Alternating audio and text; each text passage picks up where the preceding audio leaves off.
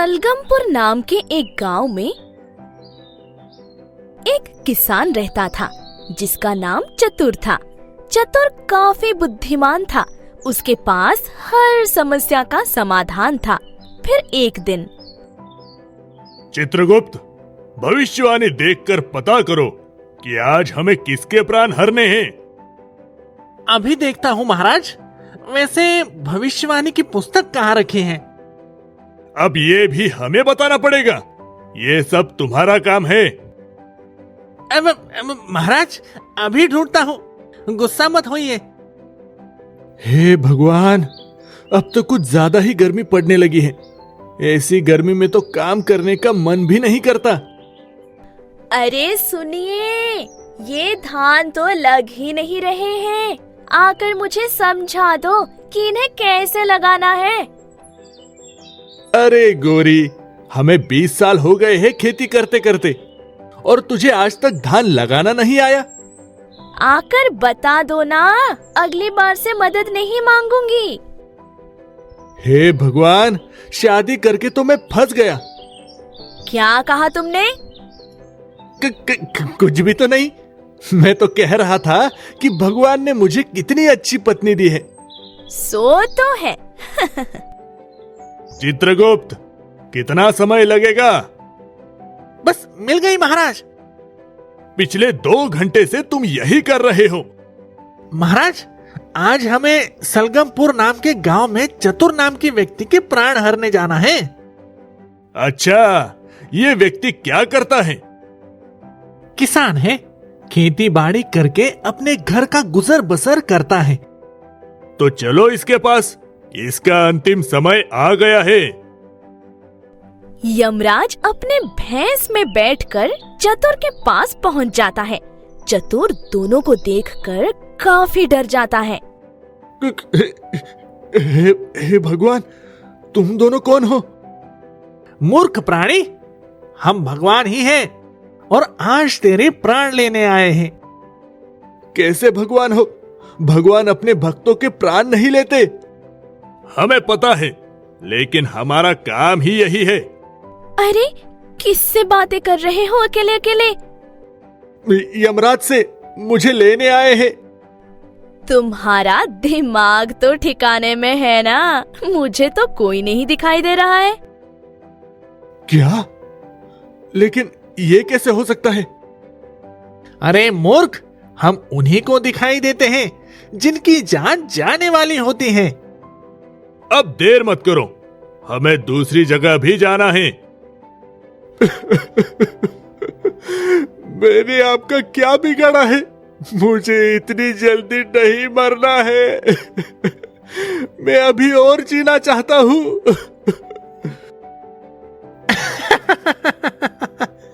मूर्ख प्राणी, वो हम तय करेंगे।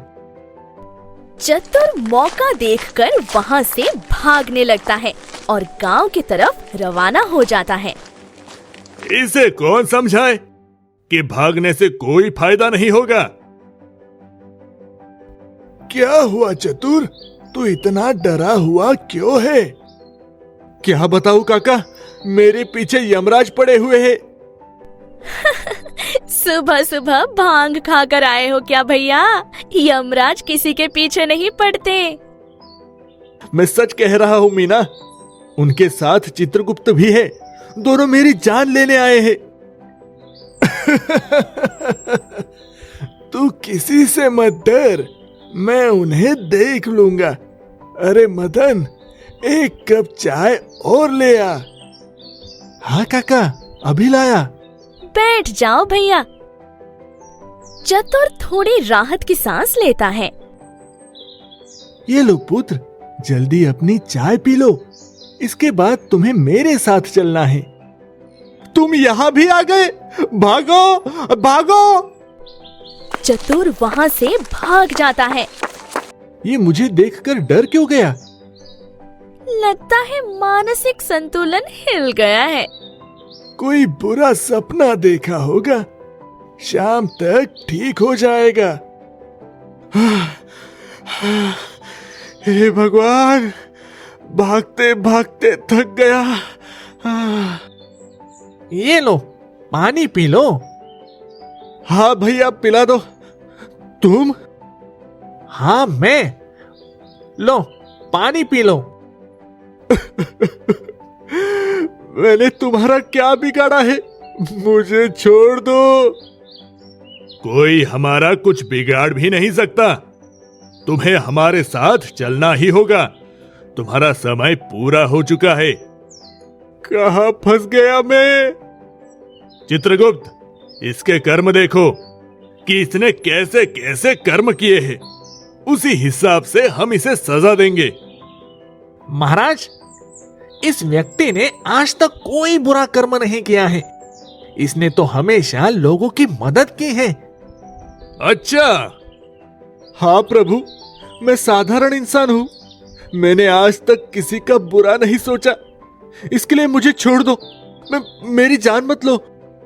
नियम के मुताबिक हमें तुम्हारी जान लेनी पड़ेगी, लेकिन तुम एक अच्छे इंसान हो, इसलिए तुम हमसे अपनी जान छोड़कर कोई भी एक वरदान मांग सकते हो। हम तुम्हें वचन देते हैं कि हम तुम्हारी एक इच्छा जरूर पूरी करेंगे। ऐसा मत करो महाराज, ये बहुत चतुर है। यही मौका है अपनी जान बचाने का। अच्छा ठीक है, मुझे आपसे ये वरदान चाहिए कि जब तक मैं अपने खेत से 20 क्विंटल गेहूं ना उगा लूं, तब तक आप मेरी जान नहीं लोगे।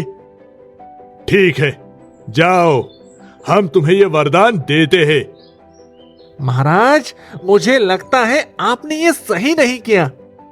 तुम चिंता मत करो, इस बार हम अच्छी बारिश कर देंगे, तो इसी साल ये 20 क्विंटल गेहूं उगा लेगा। हाँ, ये सही रहेगा। ऐसा कहकर दोनों गायब हो जाते हैं। बाल बाल बच गया, वरना आज तो मैं यमलोक गया था। चतुर वापस अपने काम में लग जाता है। यमराज इस साल चतुर के खेत में खूब अच्छी बारिश करते हैं। इस साल चतुर की फसल बहुत अच्छी होती है। मुझे अपनी आँखों पर यकीन नहीं हो रहा है। इस साल तो हमने सबसे ज्यादा फसल उगाई है। हाँ गौरी, हमने इस साल मेहनत भी तो की है। चलो, इस साल हमारे पास पैसों की कमी नहीं होगी।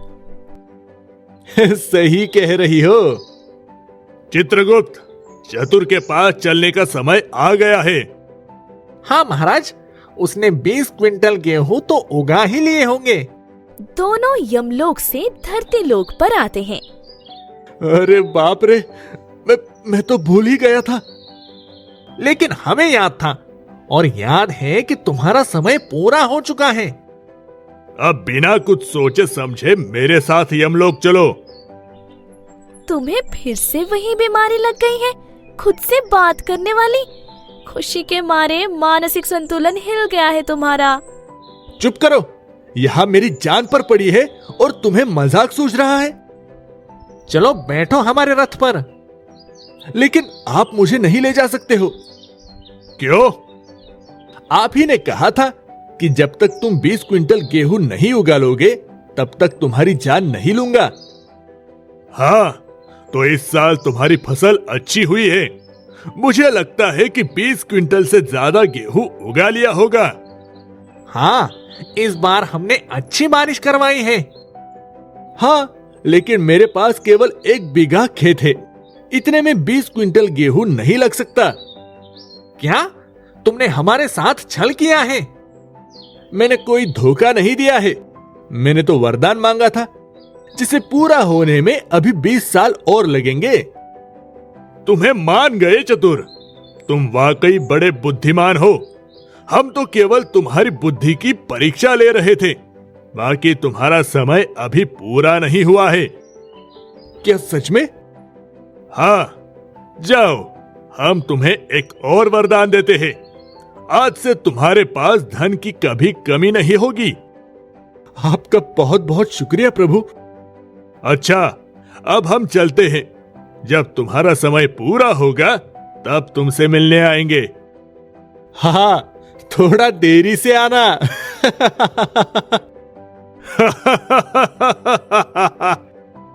यमराज और चित्रगुप्त यमलोक चले जाते हैं।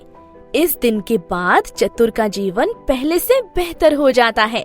इसलिए दोस्तों, हमें हमेशा अंत तक लड़ना चाहिए, क्योंकि जीत हमेशा अंत में ही होती है। स्टोरी अच्छी लगी हो तो स्टोरी को लाइक करके चैनल को सब्सक्राइब कर लें और साथ ही बेल आइकन को भी दबा लें ताकि हमारी स्टोरी सबसे पहले आप तक पहुंच सके।